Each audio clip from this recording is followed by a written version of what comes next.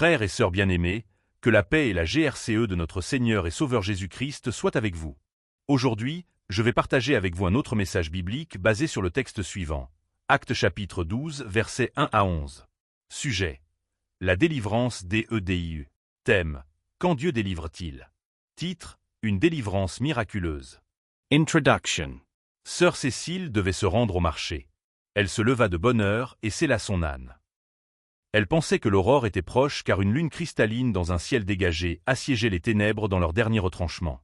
Assise en Amazone sur la bête, elle fredonnait dans son cœur un cantique de louange en l'honneur de son Seigneur. Elle réfléchissait aussi aux moyens d'augmenter les bénéfices qu'elle tirerait de la vente de ses marchandises et sur les besoins de la maison. Elle devait passer par un cimetière qui se trouvait sur la grande route, très fréquenté au jour de marché. Sœur Cécile ignorait qu'il était 2 heures du matin et que la route était déserte. Elle se demandait pourquoi elle n'avait pas encore rencontré personne, mais continuait son voyage. Au voisinage du cimetière, l'âne refusa d'avancer.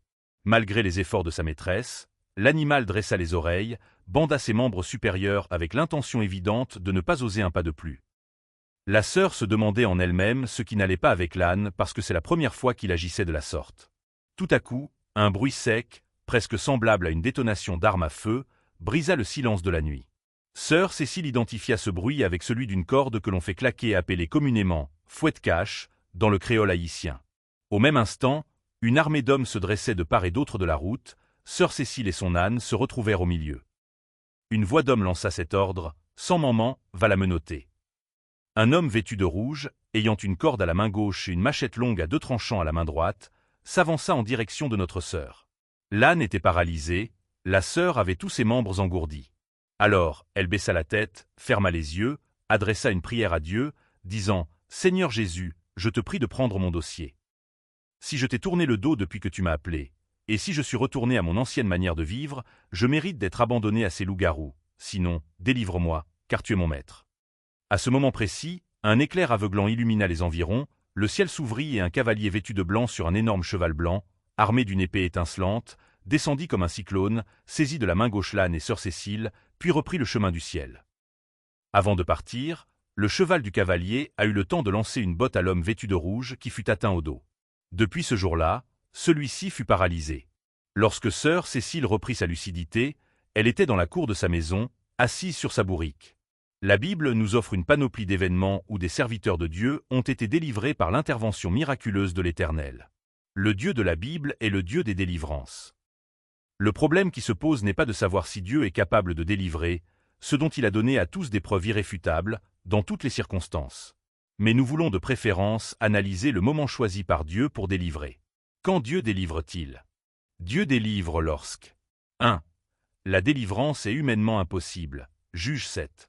La Bible nous enseigne clairement que Dieu ne choisit pas des circonstances faciles pour opérer la délivrance en faveur de ses serviteurs.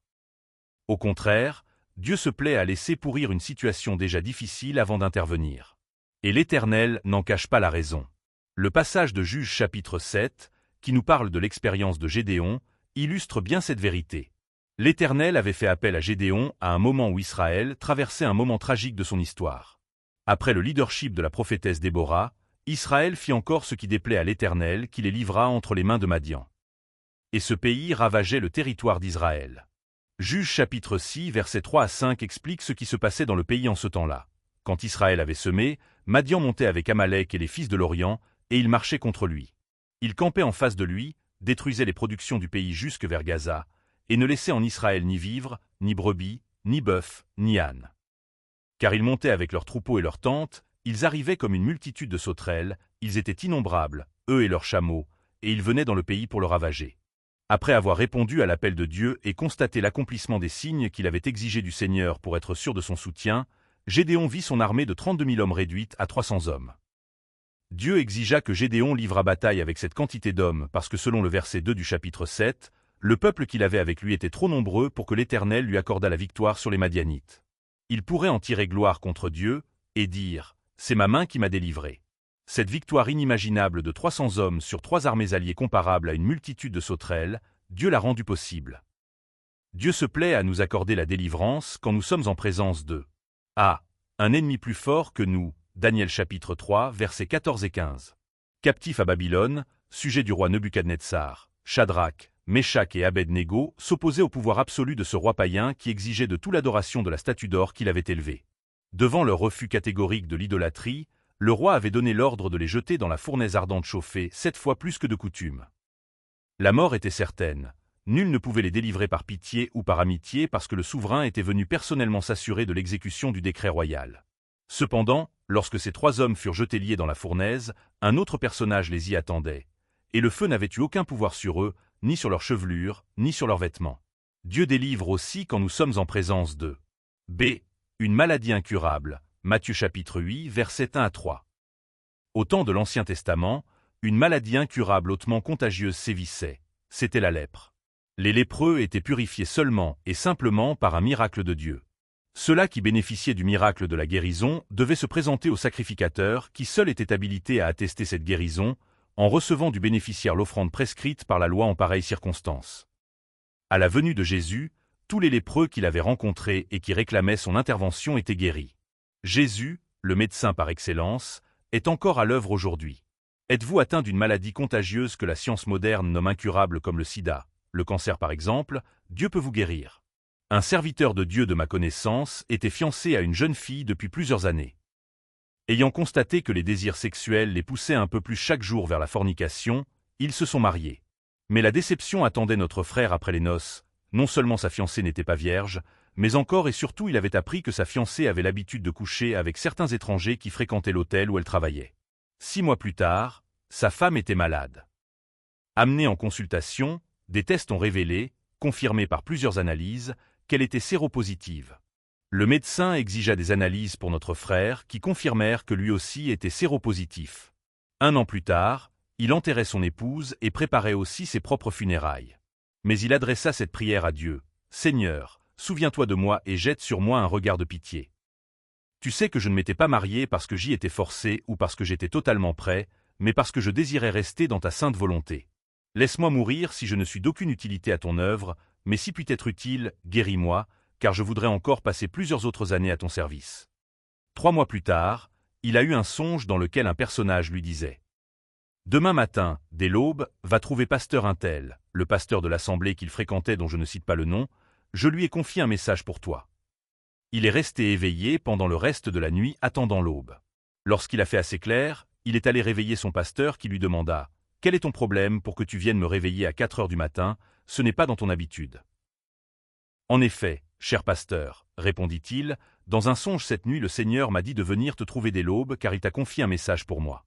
Alors, le pasteur lui dit qu'il a eu aussi un songe dans lequel le Seigneur lui a dit « Tu diras à frère un tel pour moi que j'ai purifié son sang comme il me l'avait demandé. Maintenant, je le veux à plein temps à mon service. » L'incrédulité, la joie, la surprise, les larmes se mêlaient pour offrir un spectacle étonnant sur le visage transfiguré de notre frère.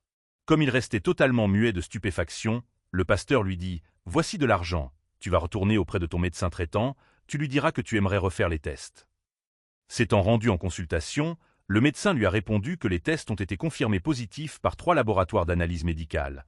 Alors à quoi bon les refaire? Sur son insistance, le médecin les a repris. Les résultats étaient négatifs. Et maintenant, père de famille de 4 enfants, frère Untel est un pasteur militant qui fait reculer par son ministère puissant les frontières du royaume des ténèbres. Ce qu'il a fait pour frère Untel, il peut le faire aussi pour toi, car la délivrance et la guérison appartiennent à l'Éternel. Quand Dieu délivre-t-il? Dieu délivre encore lorsque 2. La confiance en DIEU est totale. Matthieu chapitre 8, versets 5 à 13. Comme Jésus entrait dans Capernaüm, un centenier romain l'aborda et lui fit la demande de guérir son serviteur malade. Jésus lui répondit qu'il irait avec lui et qu'il guérirait son serviteur. Le centenier fit alors une déclaration qui émerveilla Jésus. « Seigneur, disait-il, je ne suis pas digne que tu entres sous mon toit, mais dis seulement un mot et mon serviteur sera guéri. Car, moi qui suis soumis à des supérieurs, j'ai des soldats sous mes ordres, et je dis à l'un, va, et il va, à l'autre, viens, et il vient, et à mon serviteur, fais cela. Et il le fait. » Après l'avoir entendu, Jésus répondit, « Je vous le dis en vérité, même en Israël, je n'ai pas trouvé une aussi grande foi. » Ensuite, il dit au centurion, « Va, qu'il te soit fait selon ta foi. » Et à l'heure même, le serviteur fut guéri. Dieu ne peut s'empêcher d'agir favorablement lorsque la confiance placée en lui est totale comme A. Celle de la femme cananéenne, Matthieu chapitre 15, versets 21 à 28. Une femme cananéenne vint trouver Jésus pour lui demander de guérir sa fille qui était tourmentée cruellement par un démon. Le Seigneur ne lui répondit pas un mot. Comme elle ne cessait de réitérer sa demande, les disciples dirent à Jésus de la renvoyer, mais elle vint se prosterner aux pieds du Maître pour lui demander de la secourir.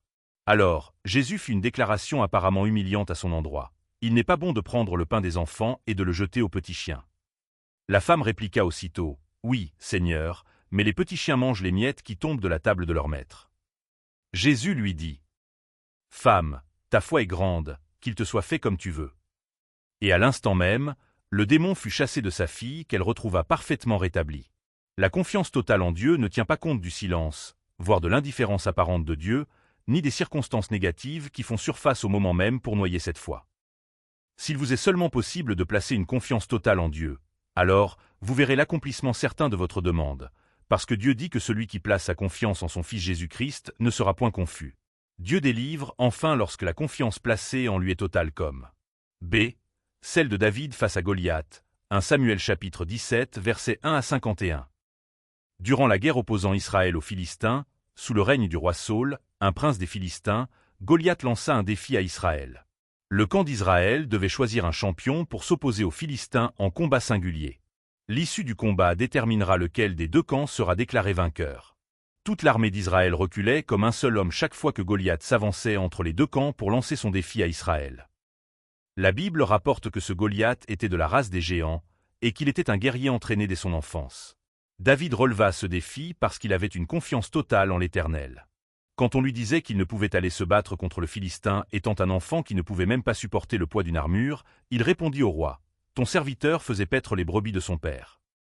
Et quand un lion ou un ours venait en enlever une du troupeau, je courais après lui, je le frappais, et j'arrachais la brebis de sa gueule. S'il se dressait contre moi, je le saisissais par la gorge, je le frappais, et je le tuais. L'Éternel qui m'a délivré de la griffe du lion et de la patte de l'ours, me délivrera aussi de la main de ce Philistin. » Et l'incroyable se produisit, Dieu permit à un enfant de terrasser un géant, parce que la confiance qu'il avait placée en l'Éternel était totale. Lorsque les disciples de Jésus lui ont demandé de leur augmenter la foi, il leur répondit seulement que s'ils avaient de la foi comme un grain de sénévé, ils diraient à la montagne de se déplacer et d'aller se jeter dans la mer, cela se ferait. Conclusion. Frères et sœurs bien-aimés, quel que soit le problème auquel vous êtes confrontés. Un péché, un démon, une difficulté matérielle, une maladie incurable, un défi lancé par un ennemi plus fort que vous, Dieu peut vous délivrer. Jésus est celui qui délivre car il est écrit en Actes chapitre 4 verset 12. Il n'y a de salut en aucun autre, car il n'y a sous le ciel aucun autre nom qui ait été donné parmi les hommes, par lequel nous devions être sauvés. Que le Seigneur bénisse sa parole. Et maintenant, que le Dieu de paix, qui a ramené d'entre les morts le grand pasteur des brebis, par le sang d'une alliance éternelle, notre Seigneur Jésus, vous rende capable de toute bonne œuvre pour l'accomplissement de sa volonté, et fasse en vous ce qui lui est agréable, par Jésus-Christ, auquel soit la gloire au siècle des siècles. Amen. Si ce message vous a béni, aimez cette vidéo. Abonnez-vous pour recevoir chaque semaine des messages bibliques. Partagez avec un ami ou un proche.